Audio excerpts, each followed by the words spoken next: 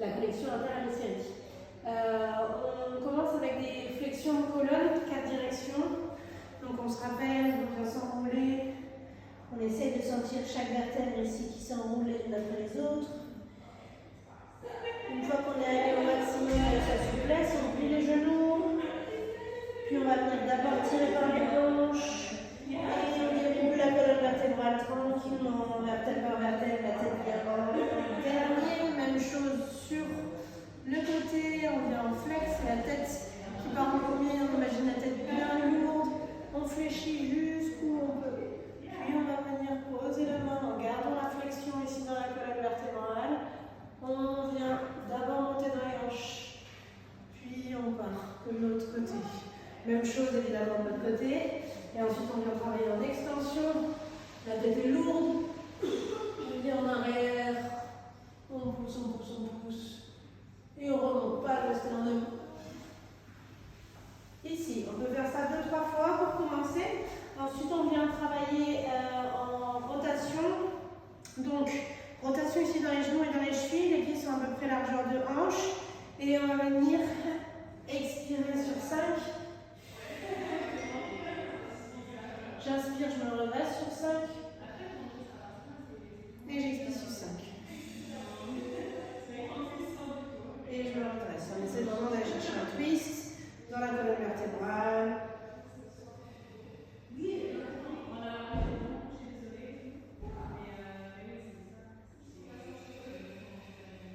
Et déjà, on essaie de voir jusqu'où notre athlète peut aller dans sa rotation, etc. Ensuite, on vient faire des bras lourds et on va venir twister avec le buste. On regarde loin devant soi, on laisse la tête et le corps twister et on vient chercher un point fixe. Une fois qu'on se sent à l'aise, on fait la même chose. Le point fixe est derrière nous. Hop, on va regarder notre point fixe. Et à chaque fois, on change. On ne porte pas les bras, c'est vraiment les bras qui sont mous et lourds. Et on regarde de droite à gauche. Si c'est trop dur sur la deuxième partie, évidemment, vous restez sur le point fixe devant. Ensuite, on va venir travailler sur les poignets. Les index sont face à face. Et on monte ici en 2-3 temps et on descend en 2-3 temps.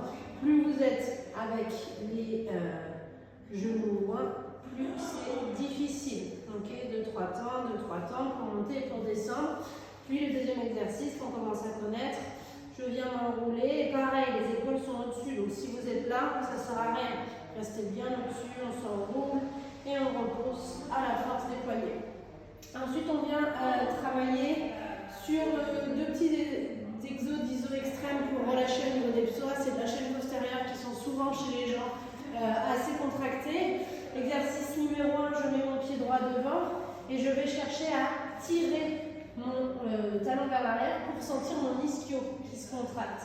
La jambe derrière est posée au sol sur la face dorsale du pied et on va venir tirer, donc activer l'ischio de la jambe droite et pousser pour sortir le genou de la jambe gauche. Essayez de tendre cette jambe. On pousse, on tire et ça va venir vraiment ouvrir au niveau de la hanche. 1 minute d'un côté, 1 minute de l'autre. Puis on va venir contracter au niveau des quads. On contracte la sangle abdominale. On va sentir contraction extrême sur ces 3 points. Pas tellement l'étirement derrière. Ce qui est important, c'est de bien sortir les quads et la contraction. On pousse les fesses vers l'arrière. Et on se laisse descendre tout doucement pendant 1 minute. Il faut que le ressenti principal soit la contraction des quads et de la sangle abdominale et non pas l'étirement à l'arrière des cuisses. On vient ensuite aborder chaque exercice de l'AMRAP. Okay, donc on a le tree, c'est le premier exercice ici qui est sur la sangle abdominale et la souplesse de la chaîne postérieure en même temps. On va avoir une jambe vers le ciel et une jambe vers le sol. Plus facile, la jambe est posée. Plus difficile, la jambe est hors sol.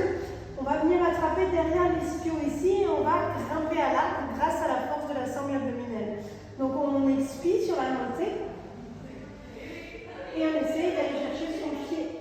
On monte, on essaie de monter le plus haut possible. On tient quelques secondes et on redescend. On ne repose jamais les épaules, on grimpe à l'arbre et on redescend. On en a 5 d'un côté, puis 5 de l'autre. Juste derrière, on vient faire un scorpion reach. Donc on est sur le ventre. Tac. Vous avez les bras bien ouverts en croix, ici, croix de Jésus-Christ. Et on va venir avec notre jambe gauche, essayer d'aller chercher la main droite. Donc gros effort dans l'ischio ici, et ça travaille en même temps l'extension de la colonne vertébrale.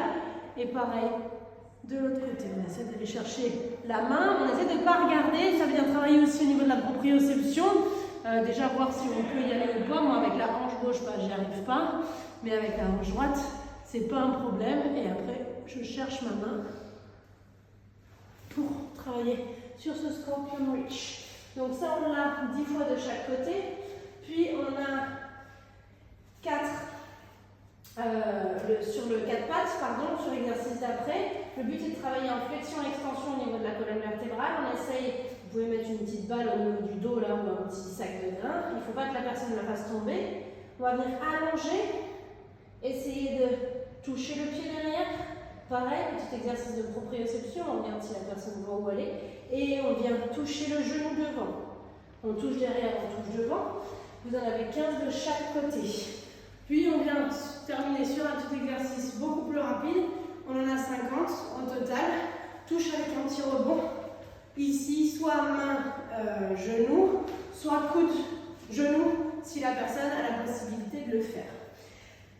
Une fois qu'on a fait cette ABRAP de 20 minutes, normalement on est déjà bien fatigué et on vient finir sur l'iso extrême. On repart sur ce qu'on a fait en échauffement. Cette fois-ci, on va essayer de tenir chaque position 3 minutes. Pour la fente, on part d'en haut cette fois-ci. On va pousser le talon vers l'arrière. Okay, on essaie de bien tendre cette jambe et on tire le talon devant. Et on essaie d'imaginer qu'on veut accrocher quelque chose juste derrière l'ischio, de toucher l'ischio et le mollet. On n'est pas dans la cuisse, donc vraiment tirer fort dans le talon. On vient ouvrir. Si à un moment donné ça lâche, on pose le genou, on reset, on se remet et on repart. Ok, on arrête le chrono évidemment. D'un côté puis de l'autre. Ensuite, on vient travailler sur la chaîne postérieure. On fait exactement la même chose.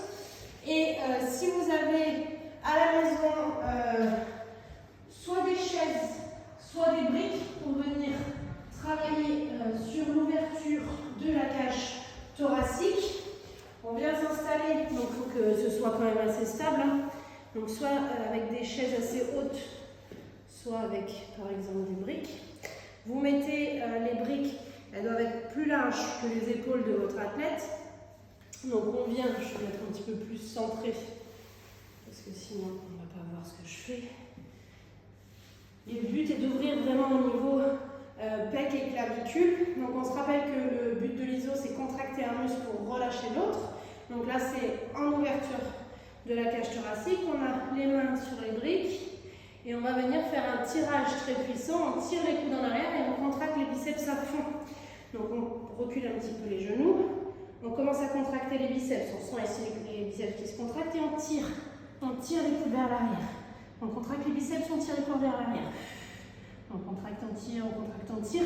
Et au fur et à mesure, on va se laisser descendre pour complètement ouvrir au niveau de la cage thoracique. Si l'iso extrême est bien fait, c'est intense, okay, c'est pas un moment de souplesse, relâchement dans l'attente, c'est hyper actif. Voilà, si vous avez des questions sur cette séance, n'hésitez pas. Ce qui peut être intéressant si vous sentez que votre athlète a du mal au niveau de la coordination, etc., c'est de finir par des petits jeux de jonglage. Ça peut être très simple, ça peut être un sac, ça peut être 2 sacs. Juste déjà échanger droite-gauche, puis la même chose, droite-gauche avec 2 sacs. Et sinon, on va commencer à l'entraîner avec 3 balles. Je vous souhaite une bonne séance